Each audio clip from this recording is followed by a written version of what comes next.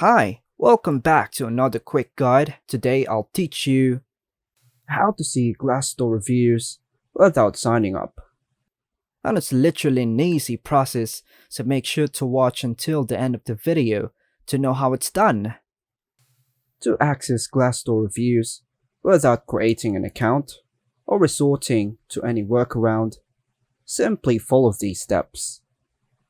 So firstly, open your web browser and search for Glassdoor using the search bar. Upon seeing the search result in the drop-down menu, choose the Glassdoor website.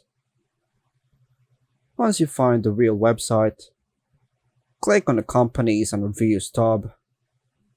And here, you'll find a lot of companies along with their respective reviews.